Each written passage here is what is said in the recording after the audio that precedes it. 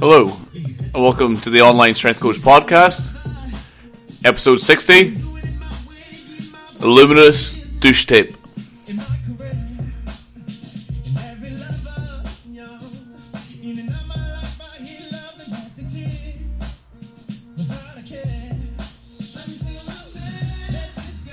Hello, and welcome to episode 60 of the Online Strength Coach Podcast. I'm Marc.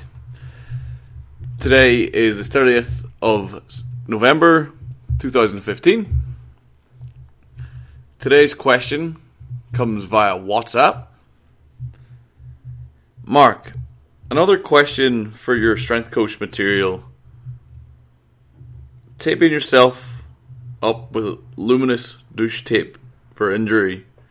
Yay or nay, lol. So, I'm going to infer what you're referring to by a luminous douche tape is kineso tape.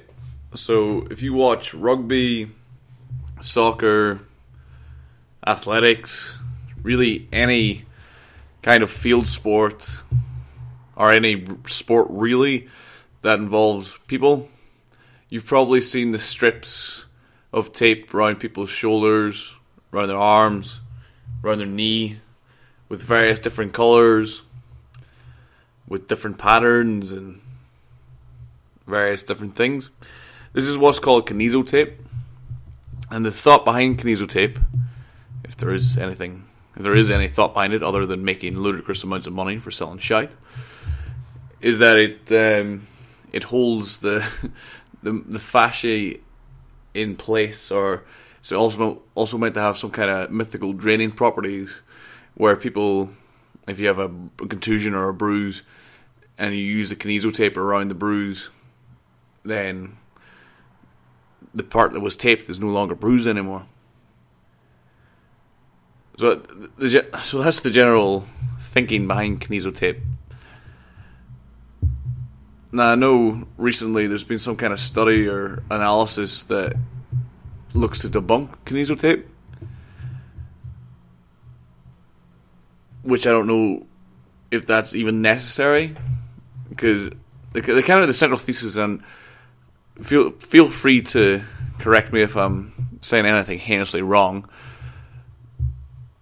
The thesis behind kineso tape is it's meant to align or pull fascia in the different ways. So fascia is the connective sheath that covers your muscle. It also includes tendons, ligaments, and the fascia encases the muscle. It covers your body. It's it's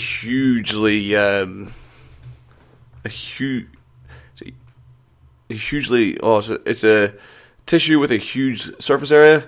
Basically covers the entire extremity of your body, like skin, except it encloses muscle tissues. So it's meant to pull it off to the side, or hold it up, or move to the left, move to the right, or hold it in ways that are more biomechanically correct. I'm probably talking out of my depth here a little bit, but as far as I understand it, that is the thesis behind it. However, I don't understand how that can be the case, since fascia or myofascial tissue lies under an epidermis, lies under skin, lies under subcutaneous fat. It lies under a whole, maybe, I don't know what the actual thing is, but it's like a couple of millimeters, 3-4 millimeters of tissue. Things that are meant to be impervious to air, water, your external layer that's meant to keep shit out. And if you just grab your skin and just move it around, you'll feel your skin moves around quite easily. That's because it sits on top of a layer of fat, which is quite malleable and quite easy to move. I was recently trained in body composition testing, Isaac, where we pinch testing basically using skin calipers, and we try to pinch skin and fat and not pinch muscle, which is surprisingly easy to do on a lot of the body.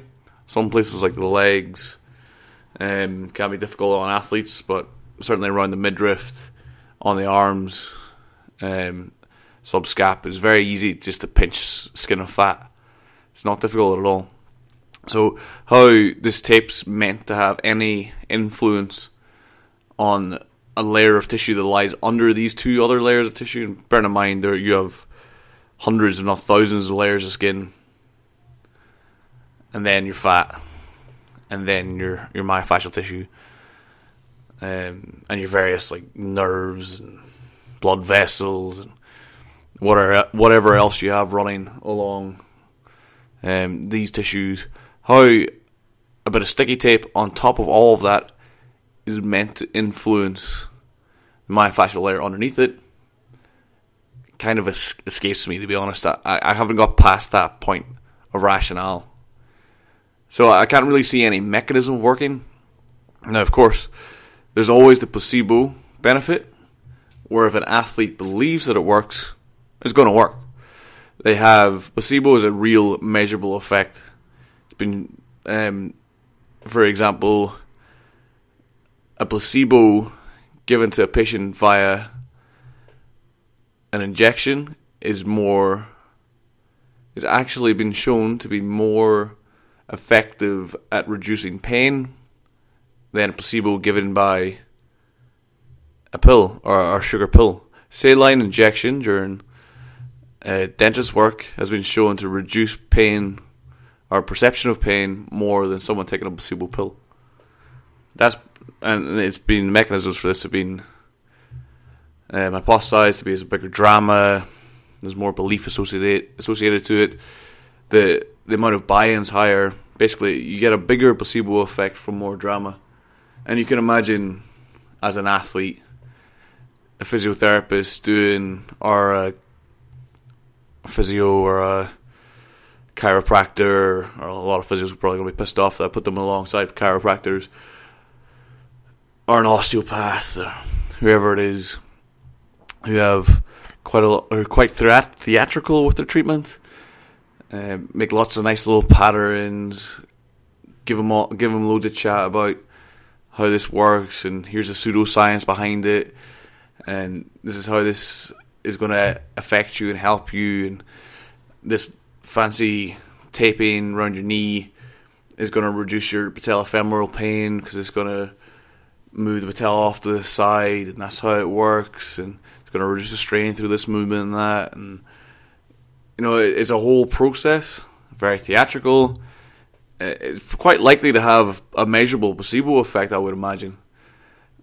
Now, maybe I'm completely ignorant to how kinesio tape works, how the mechanism works. As I say, it's not really my level of expertise, but I just can't see how it's going to work, to be honest. Certainly not how I understand it's going to work. It just seems completely ridiculous to me. And I would suppose that if someone was to put kinesio tape on me, it probably wouldn't work either, because I don't believe it's going to work. It's similar with different things, like massage works really well for some people, doesn't work for other people. Now, massage has actually been shown to have, or self-massage via foam rollers has been shown, and certainly in some studies, and maybe not in systematic review, but it's certainly been shown in some studies to have acute increases in range of motion that exceed stretching and control. So at least in some control studies, that's been shown to have some kind of effect above control. And again, it could be placebo. People could believe more in the pain, the theatre of foam rolling, and believe, or have more confidence as they sit into a squat, or have more belief in their range of motion around their hips, more belief in the range of motion about their ankles, and all of a sudden, hey presto, we have more range of movement.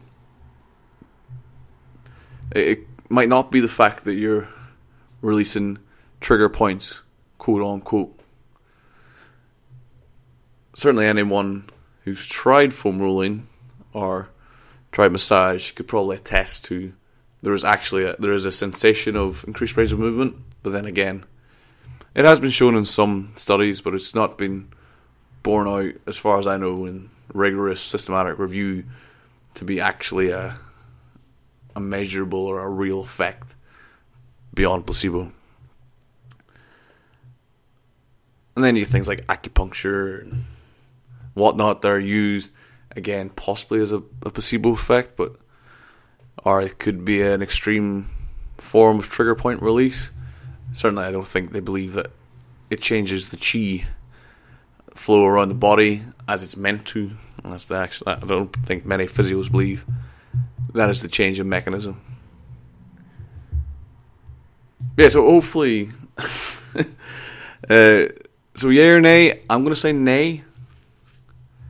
But then again, if you believe in it, I'm going to say yay.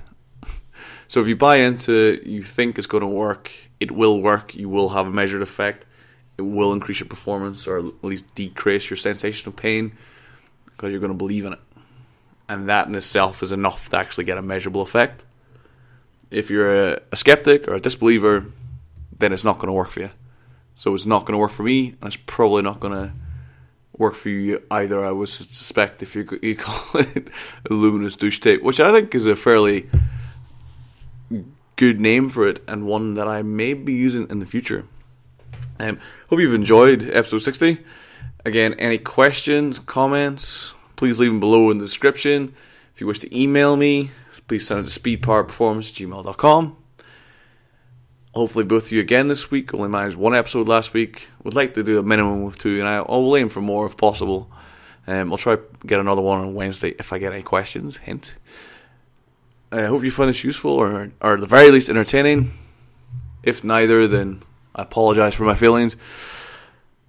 And I'll see you next time on the Online Strength Coach podcast. Thanks very much for listening. I'll leave you with Usher.